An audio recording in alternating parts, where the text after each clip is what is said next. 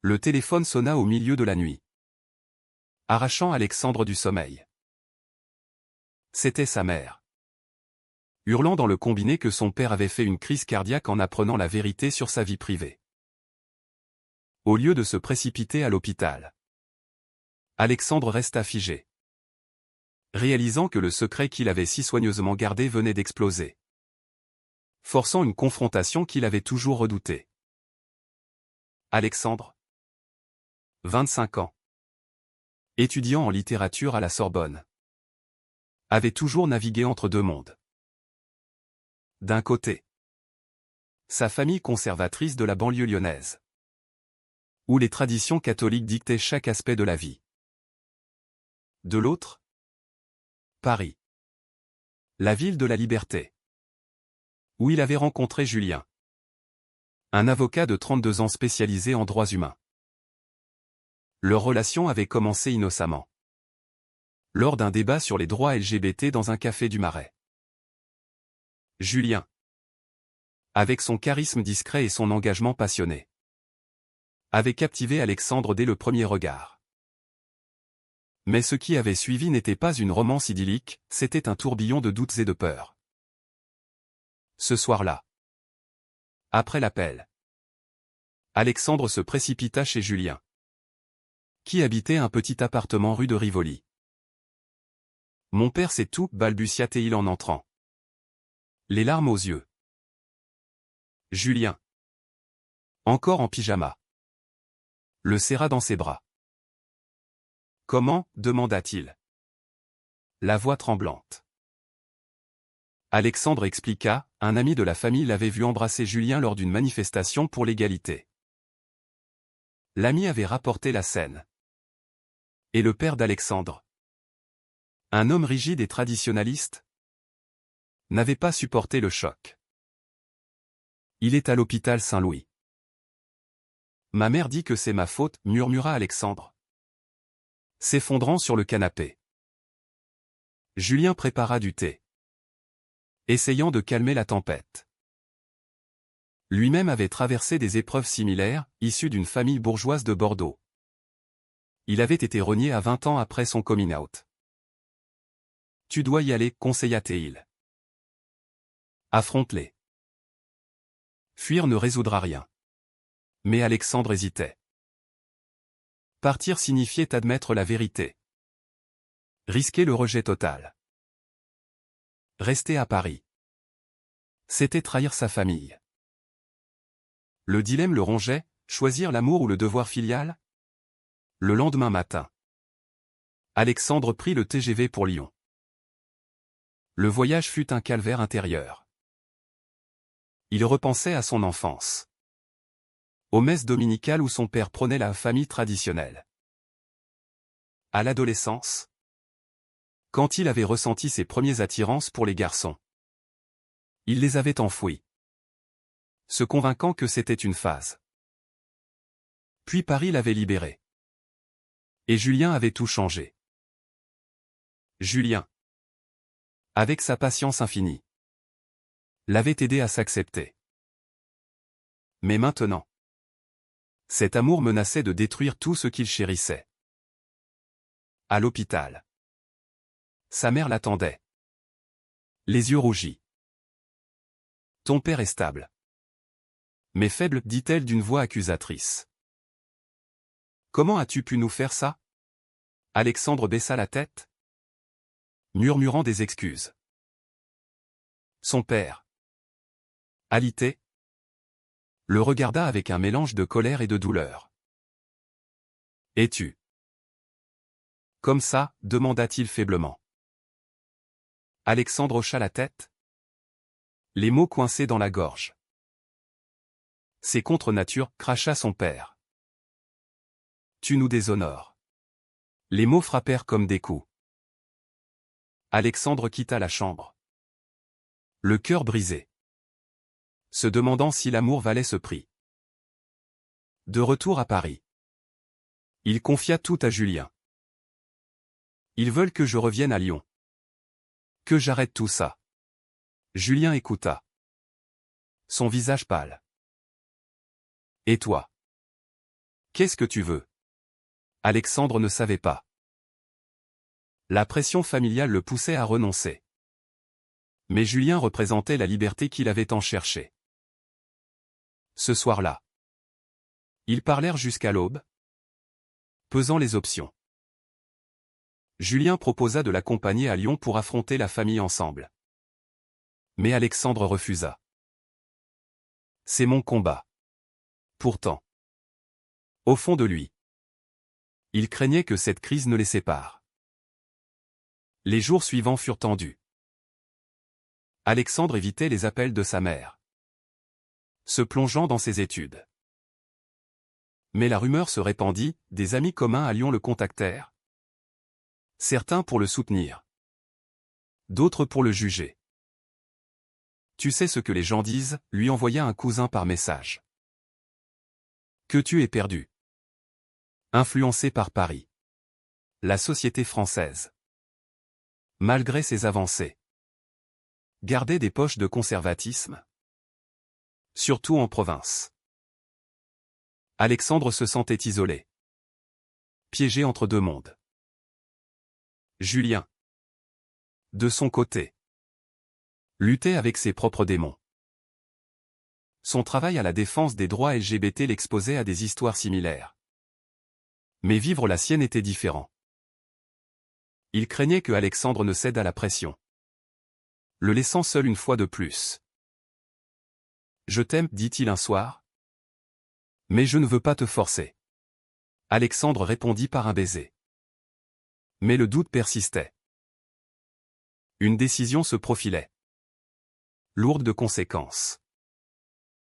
La confrontation avec la famille s'intensifia. Alexandre reçut une lettre de sa mère, revient à la maison. Nous pouvons t'aider à guérir. Guérir?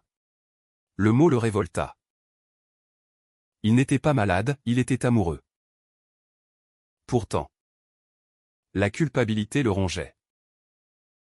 Son père, sorti de l'hôpital, refusait de lui parler. Alexandre décida d'y aller seul. Laissant Julien à Paris avec une promesse, je reviens vite. À Lyon, l'accueil fut glacial. Sa mère l'embrassa. Mais ses yeux trahissaient la déception. Ton père est dans le salon, dit-elle. Alexandre entra. Trouvant son père affaibli, lisant la Bible. Assieds-toi, ordonna-t-il. La discussion vira vite au conflit.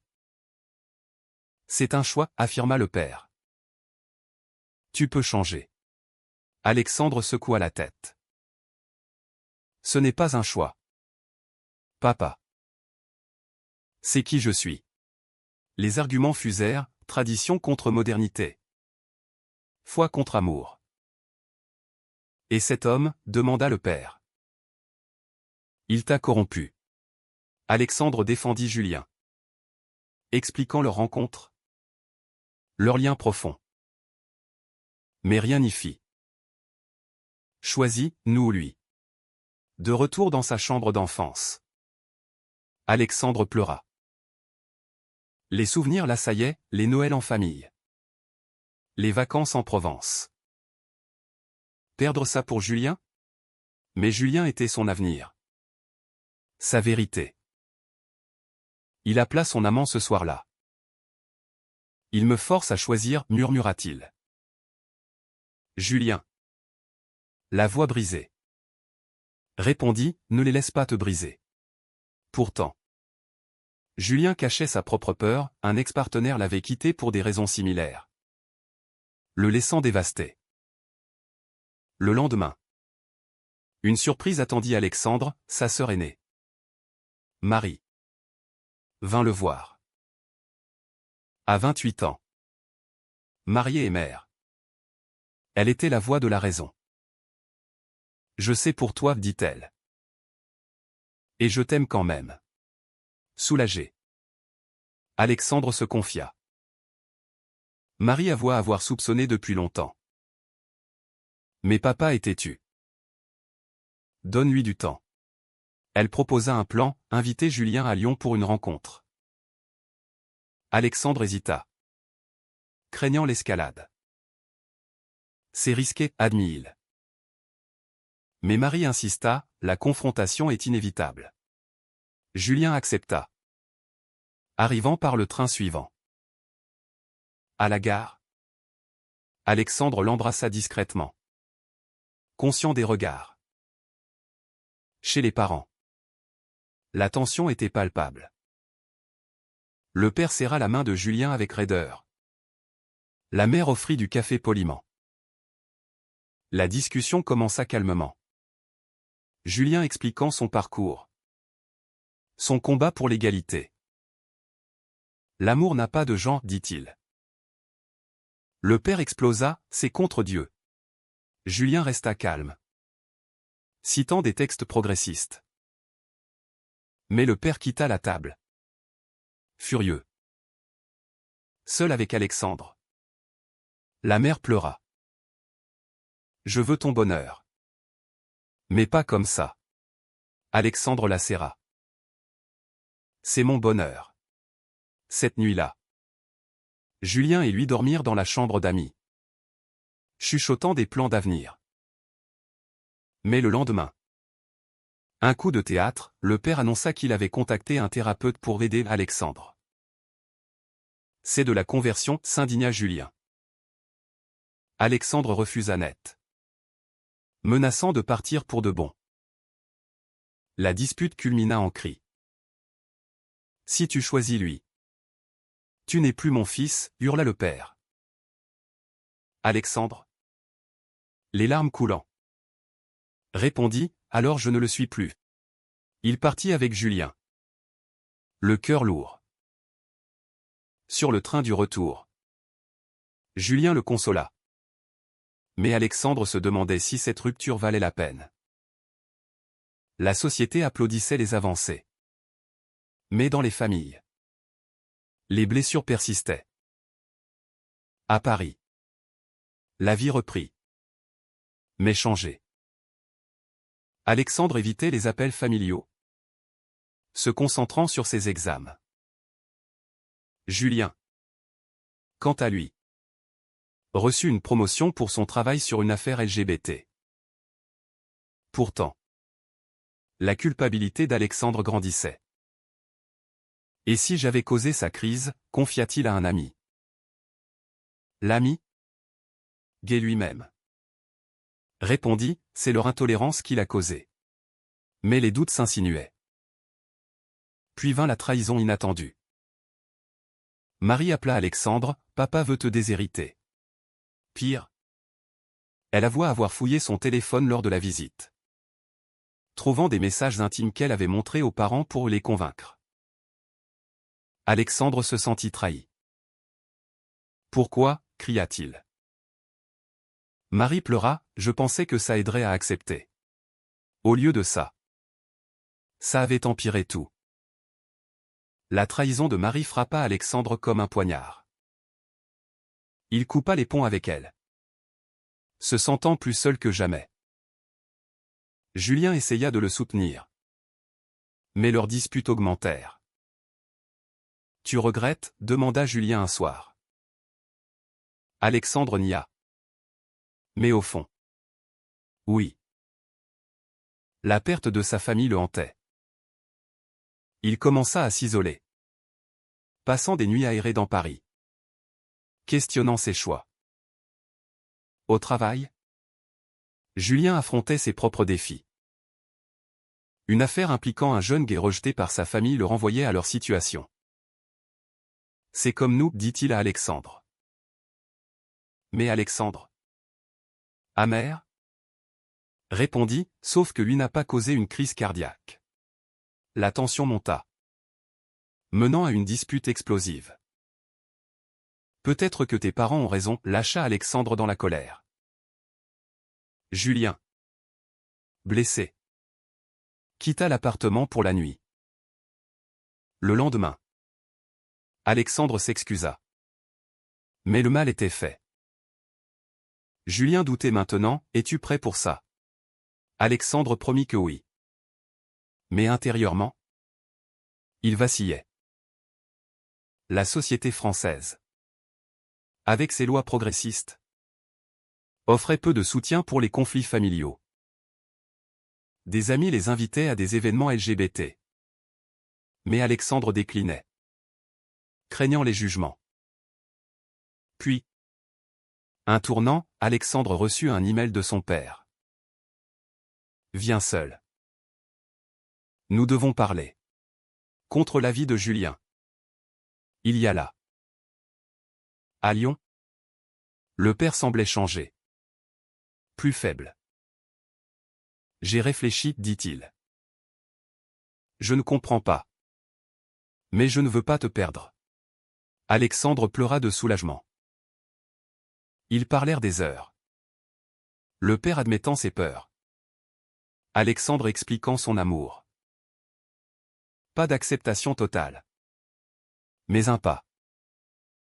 Mais la joie fut courte. En rentrant, Alexandre trouva Julien distant. Tu es allé sans moi, accusa-t-il. Alexandre expliqua. Mais Julien se sentit exclu. C'est notre combat. Pas seulement le tien. La jalousie s'insinua, Julien craignait que Alexandre ne retourne à sa vie hétéronormative. Une autre dispute éclata. Julien avouant avoir contacté un ex pour du réconfort. Rien de physique, jura-t-il. Mais la confiance était ébranlée. Alexandre, dévasté, envisagea la rupture. Peut-être qu'on n'est pas fait pour ça. Julien supplia, ne laisse pas la pression nous détruire. Ils passèrent la nuit à reconstruire. Promettant honnêteté. Mais les cicatrices restaient. La société ajoutait à la pression. Un article dans Le Monde sur les familles divisées par l'homosexualité résonna avec eux. Alexandre participa à un groupe de soutien. Partageant son histoire.